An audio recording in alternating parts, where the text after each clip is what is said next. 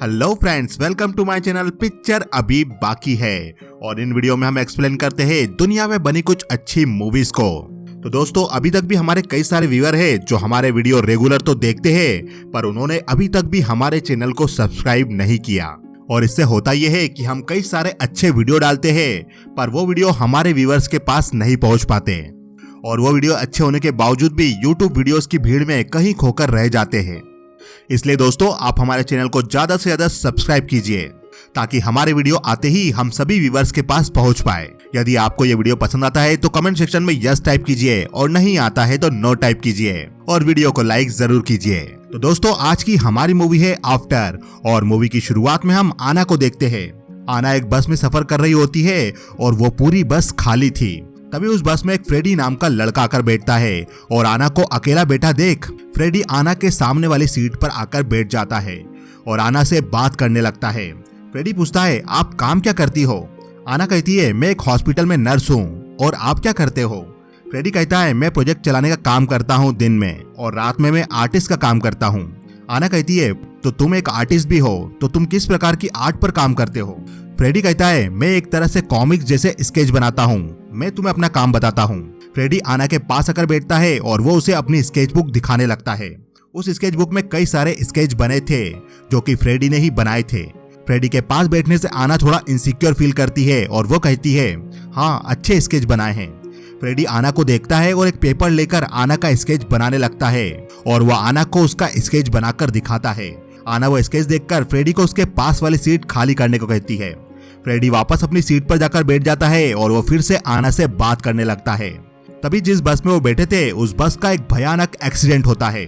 Movie में आगे हमें एक दूसरा सीन बताया जाता है जब एक बच्ची एक एक्ट कर रही थी और सामने बैठी उसकी बूढ़ी आंटी उसे स्टोरी सुना रही थी। तभी अचानक आना की नींद खुलती है और आना अपने आसपास देखती है तो आना अपने रूम में अपने बेड पर थी। आना अपने आसपास देखकर वापस सोने लगती है और उसकी नजर उसी के पास में पड़े टेबल की घड़ी पर पड़ती है और टाइम देखकर अचानक आना उठ जाती है और वो जाने के लिए तैयार होने लगती है। तभी आना शीशे में अपने आप को देखती है तो उसके अंडर आर्म्स के बाल बहुत बड़े हो गए थे और आना को ये सब देखकर बहुत अजीब लगता है कि एक रात में ये सब कैसे हो सकता है। आना एक नर्स थी तो वो रेडी होकर जल्दी जल्दी उस हॉस्पिटल में जाती है जहाँ पर वो काम करती थी। आना हॉस्पिटल में जाकर पेशेंट लिस्ट उठाकर पेशेंट को देखने जाने लगती है। तभी आना को महसूस होता है कि हॉस्पिटल में उसे कोई दिखाई नहीं दे रहा था। आना आवाज लगाती है पर हॉस्पिटल में सचमुच कोई नहीं था। पूरा की पूरा हॉस्पिटल खाली पड़ा था। तभी आना को किसी प्रकार की आवाज आती है। आना जाकर देखती है तो यह आवाज कैमरा रूम के केबिन से आ रही थी और इस कैमरा रूम केबिन में रिकॉर्ड हुई रिकॉर्डिंग चल रही थी जिसमें कोई दो लोग आपस में बात कर रहे थे। उन्हीं की ये आवाज सुनाई आ रही थी। आना उस मशीन की डेट देखती है तो उसमें 13/3/2012 की डेट शो हो रही थी। ये देखकर आना शॉक रह जाती है और वो कुछ समझ नहीं पाती और आना हॉस्पिटल के बाहर जाकर शहर में देखती है तो बाहर भी पूरा शहर खाली था। पूरे शहर में उसे एक भी आदमी दिखाई नहीं देता। मकान, गार्डन, रोड तक भी एक भी आदमी नहीं था। पूरे शहर में कोई नहीं था। आना कुछ घरों के दरवाजे भी खटखटाती है पर उन घरों में भी कोई नहीं था। ये सब देखकर आना परेशान हो जाती है और वो कुछ समझ नहीं पाती। मूवी के अगले सीन में आना अपने घर में सोई थी और तभी उसे म्यूजिक की आवाज आती है। आना एक डंडा लेकर अपने घर से बाहर निकलती है तो वो म्यूजिक एक घर में बज रहा था। आना उस घर में जाती है और आवाज लगाती है, कोई है? पर उस घर में म्यूजिक बहुत तेज बज रहा था और आना की इस बात का जवाब कोई नहीं देता। तभी कोई आदमी आना के पीछे आता है। आना मुड़ती है तो उसे देखकर डर जाती है। यह आदमी फ्रेडी था और आना उसे देखकर कहती है, तुम वही हो ना जो मुझे बस में मिले थे? फ्रेडी कहता है, हाँ, मैं फ्रेडी हूँ। आना कहती है, यहाँ पर ये सब क्या हो रहा है? क्या तुम इस म्यूजिक को बंद करोगे? फ्रेडी म्यूजिक को बंद करता है और आना फ्रेडी से कहती है, मुझे पूरे शहर में कोई नहीं मिला, मुझे लगता है हमें पुलिस स्टेशन जाना चाहिए। आना की ये बात फ्रेडी मान जाता है और वो दोनों पुलिस स्टेशन जाते हैं तो पुलिस स्टेशन भी पूरा खाली पड़ा था और वहां भी कोई नहीं था। फ्रेडी पुलिस स्टेशन के रेडियो से रेडियो सिग्नल भेजने की कोशिश करता है ताकि उनका किसी से संपर्क हो जाए, पर वो रेडियो भी काम नहीं कर रहा था और वहां रखे वॉकी टॉकी भी काम नहीं कर रहे थे। फ्रेडी वहीं डोर में रखी गन उठाकर अपने पास रख लेता है और फ्रेडी और आना दोनों पुलिस स्टेशन से निकलकर शहर के बाहर जाने लगते हैं तो वो देखते हैं कि आगे कुछ था। आगे बाहर जाने वाले रास्ते पर काला धुआं फैला हुआ था जिसके कारण आगे जाने का रास्ता दिखाई नहीं दे रहा था और ये फैला हुआ धुआं किसी धुएं की दीवार के समान था।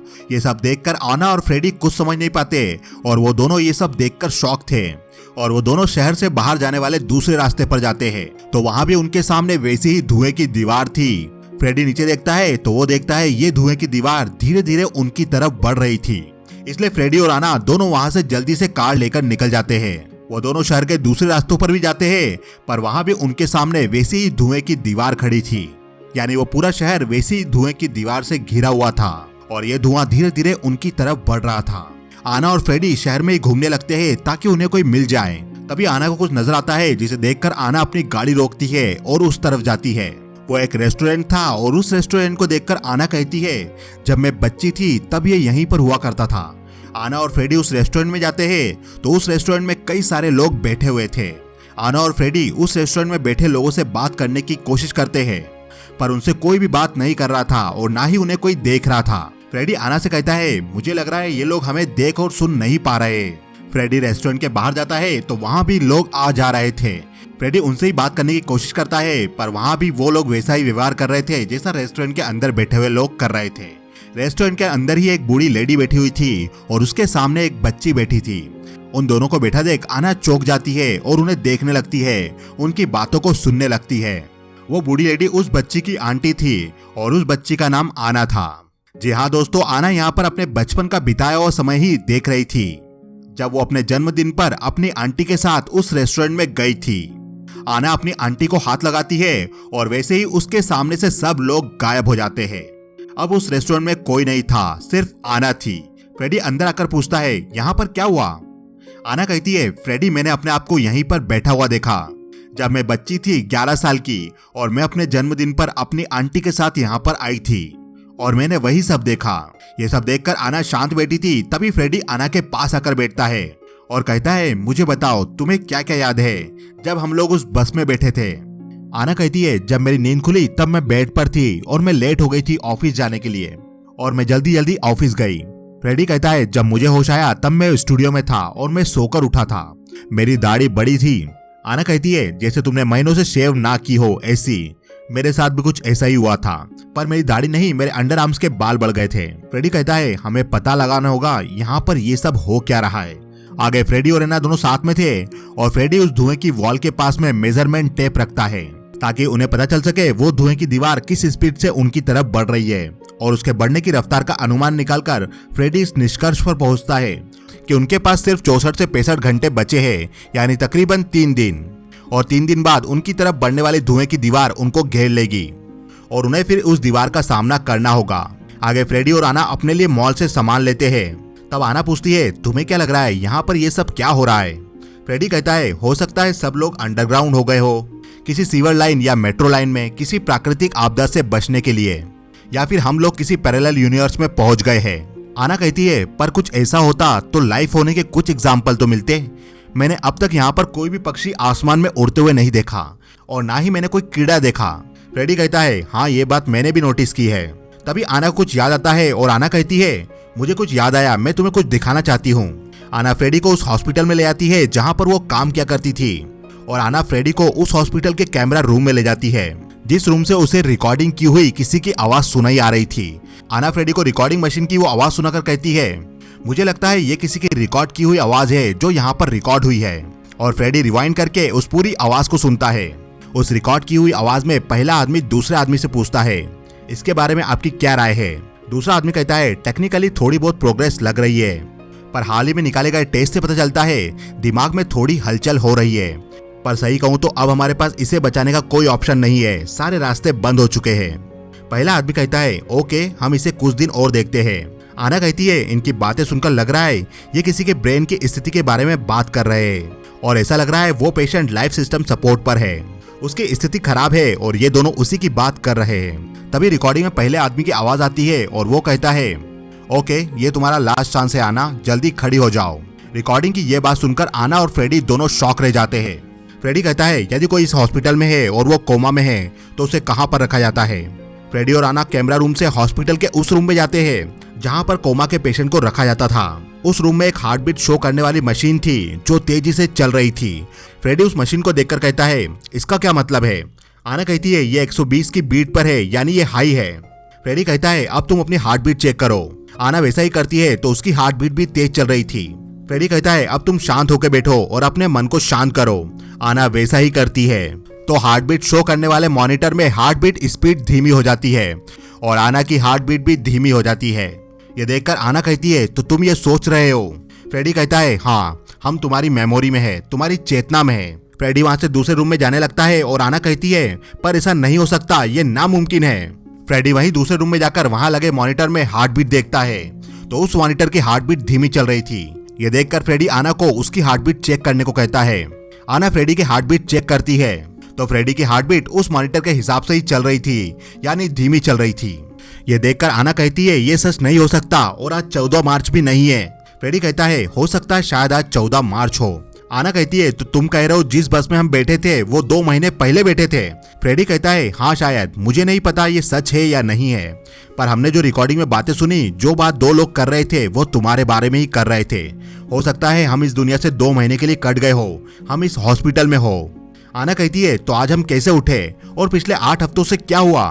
फ्रेडी कहता है उन्होंने जो कुछ भी कहा अगर वो सही है तो आज सचमुच 14 मार्च है और हमारे पास सिर्फ 3 दिन है, फिर सब कुछ अंधेरे में होगा, वो काला धुआं हमें घेर लेगा और सब कुछ खत्म हो जाएगा, तुम मारी जाओगी।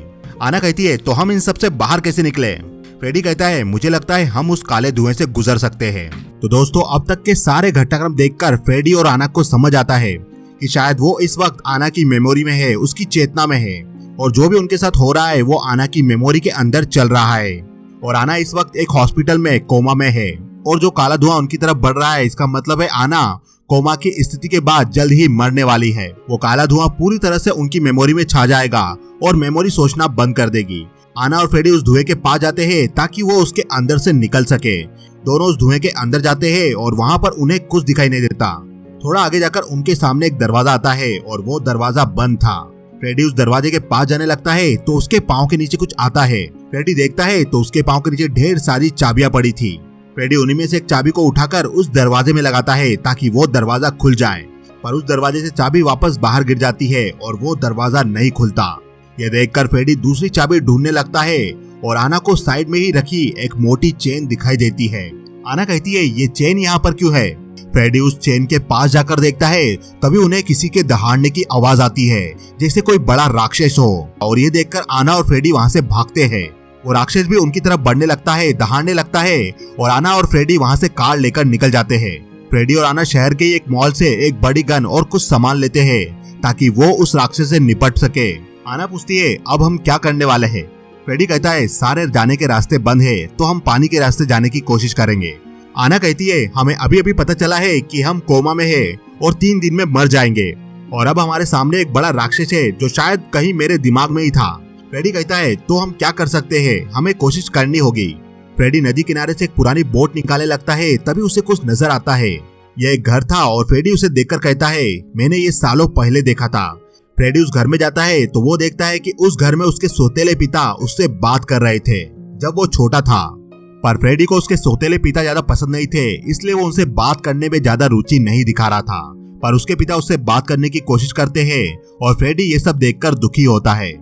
फ्रेडी और आना नाव के जरिए पानी के रास्ते बाहर जाने की कोशिश करते हैं पर पानी में भी उनको वैसी ही काली धुएं की दीवार नजर आती है जिसके कारण वो आगे नहीं बढ़ पाते।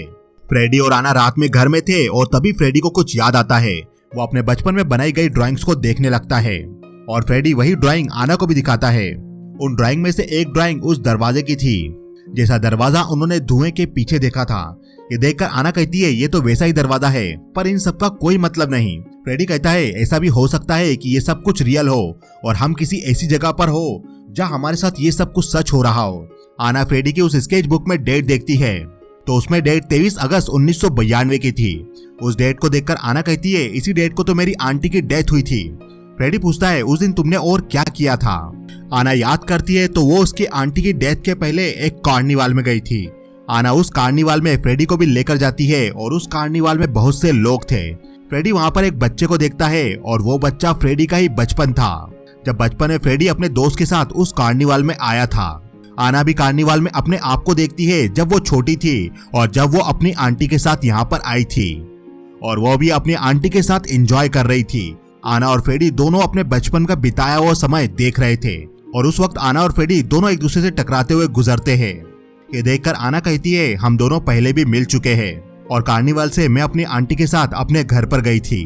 घर पर मेरी आंटी मुझे स्टोरी पढ़कर सुना रही थी और मैं उस स्टोरी पर एक्ट कर रही थी। मेरी आंटी बीमार लग रही थी, फिर भी वो मेरे लिए ये सब कर रही थी और शायद उस दिन वो मेरी वजह से मारी गई। मैंने रूम में कैंडल लगाई थी और वो हमारे पास में थी, जिसके कारण आग लगी और आंटी की डेथ हुई। ये सब मेरी ही गलती थी। फ्रेडी कहता है, जो भी कुछ तुम बोल रही हो उसे सुनकर लग रहा है ये एक एक्सीडेंट था और इसमें तुम्हारी कोई गलती नहीं। तभी वहां पर उन दोनों को उस राक्षस की आवाज आती है, जिसे सुनकर वो दोनों भागते हैं और एक स्कूल में जाकर छिप जाते हैं।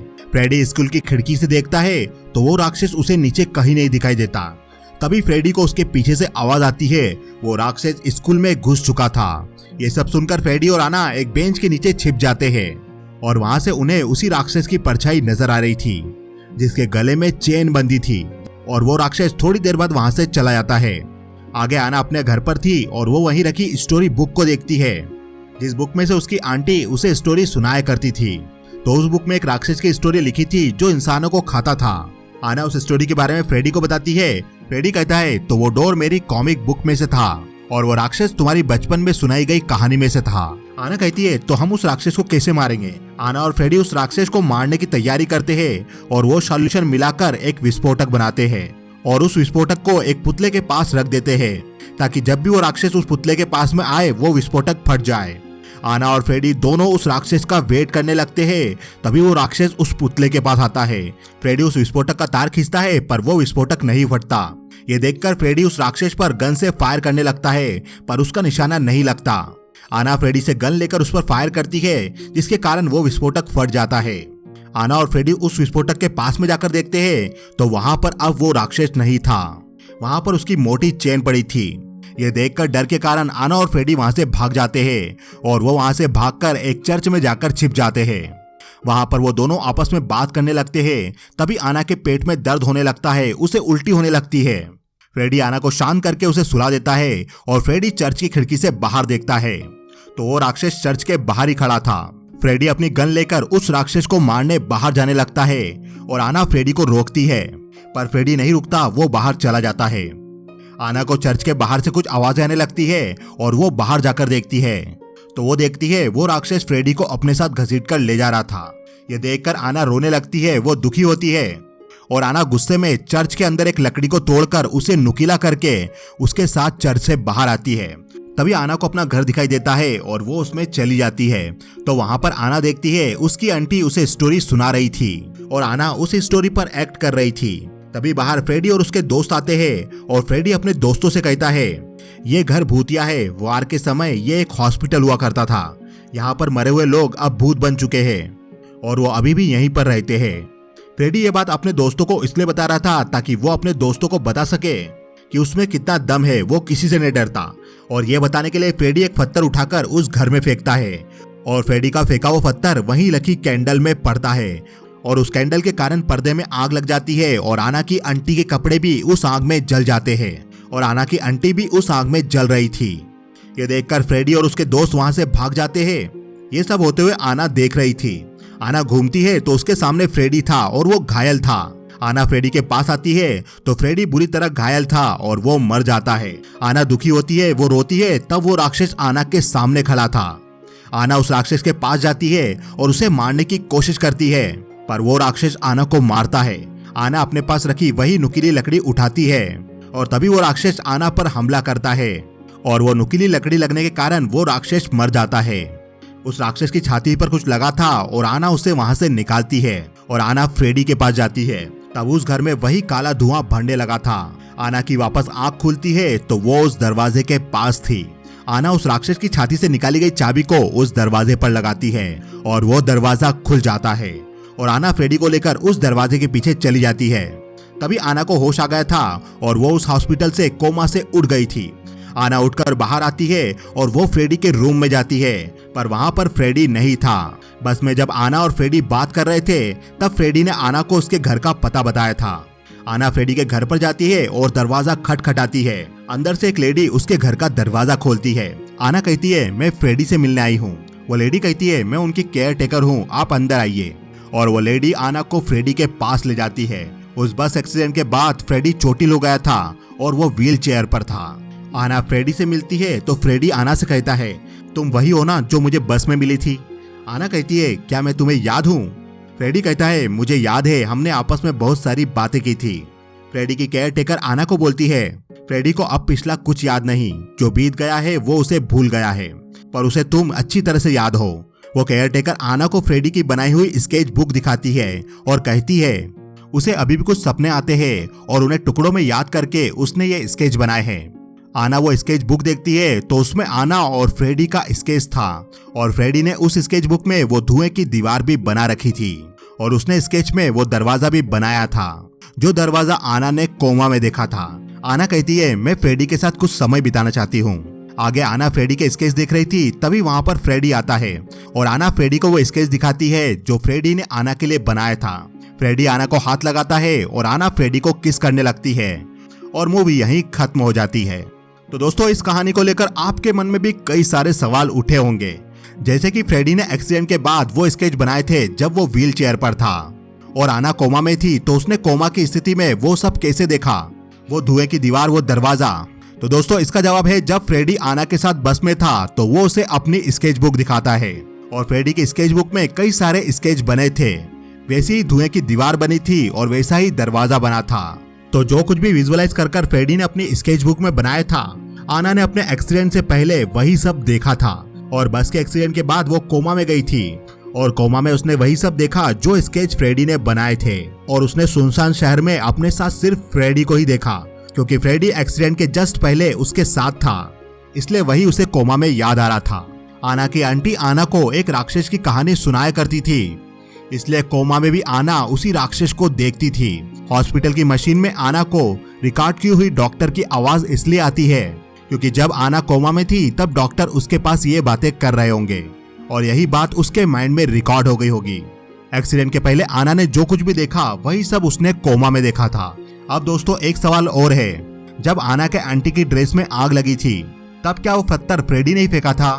तो दोस्तों आना ऐसा मानती थी कि उसने कैंडल पास में लगाई इसलिए उसकी आंटी की डेथ हुई, पर आना का दिमाग कहीं ना कहीं अपने आप को निर्दोष भी मानता था और इसलिए उसने विजुअलाइज किया कि वो कैंडल उसकी वजह से नहीं गिरी थी, वो फ्रेडी के पत्थर फेंकने से ही गिरी थी। तो दोस्तों आपको ये वीडियो कैसा लगा हमें बताइए कमेंट सेक्शन में। यदि आपको ये वीडियो पसंद आया तो कमेंट सेक्शन में यस टाइप कीजिए और यदि पसंद नहीं आया तो कमेंट सेक्शन में नो टाइप कीजिए। चैनल को सब्सक्राइब कीजिए, बेल आइकन पर क्लिक कीजिए और वीडियो को लाइक जरूर कीजिए, क्योंकि पिक्चर अभी बाकी है मेरे दोस्त।